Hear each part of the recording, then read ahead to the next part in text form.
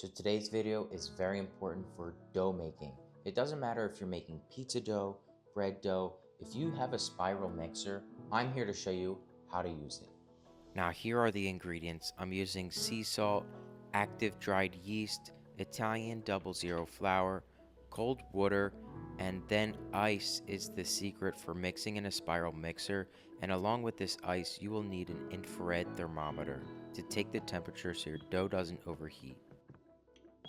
So today, I'm actually using a recipe where I'm utilizing old dough into my new dough. So have you ever had dough that has been overproofed and wondered what could you do with it? Well, you can't really bake it, you can't turn it into anything. However, we could utilize it in our new dough to give it flavor, better coloring, and it actually rises quicker. Here's the recipe. So I'm assuming most of you have the KitchenAid mixer at home. I used to use one until it broke and I ran into many problems. The first major issue is that the dough hook doesn't reach the bottom of the bowl, so maybe in this case, start out using the paddle attachment. It'll mix the dough better at first and then you could switch over to the dough hook. Anyways, we're gonna add in the old dough first, all of the ice, half of the water, because our first main objective is to mix the dough and bring it together to start building the structure without adding all of the water. Then I'm going to go in with the yeast, the flour, and finally the salt on top, and we're going to start this mix out very low speed to bring that dough together until you see it sticking to the center or your dough hook. Now the ice plays the most important role in mixing pizza dough using a spiral mixer because the mixer creates friction which causes the dough to warm up.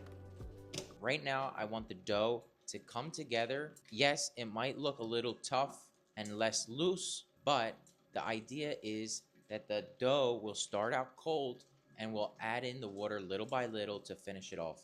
Now this is a technique used all over the world from professional bakeries to Neapolitan pizzerias. Right now, after 4 minutes of mixing at low speed, you can see that the dough has come together. Let's move it up to a medium speed and start to add in.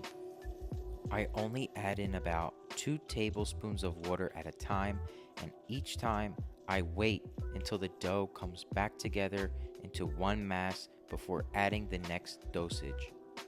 If you wait till the end of this video, I will show you my exact times and dosages for this recipe. This means we could bring the mixer to a high speed. Luckily, this Sun Mix does 300 revolutions per minute.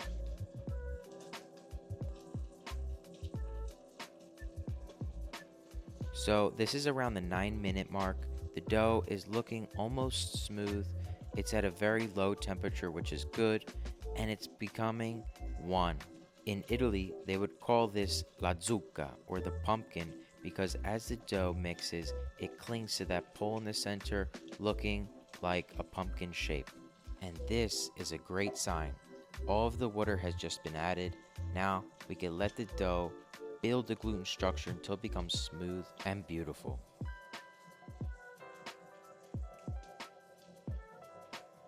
So it hit the 10-minute mark. The dough is still mixing. It did reach 70 degrees Fahrenheit and it looks pretty smooth already. However, if the dough is moving at a fast rate, let it mix. It's going to take very little time until it reaches 75 degrees Fahrenheit, which is our final dough temperature. And as you can see, this infrared thermometer plays an important role. However, this Sun Mix has a thermometer built in. So the final dough temperature is one of the most important things when making dough. Obviously, it needs to be smooth, but it needs to be at temperature to set the fermentation process off to a great start. As most of you could tell, this dough is visually very strong. It has a great window pane, and this is how to maximize the use of your mixer.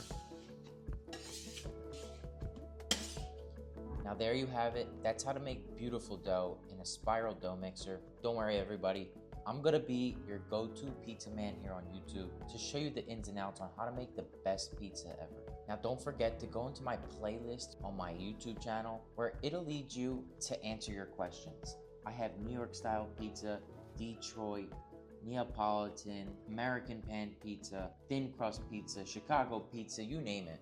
Now thank you for watching. I'm gonna see you in the next video.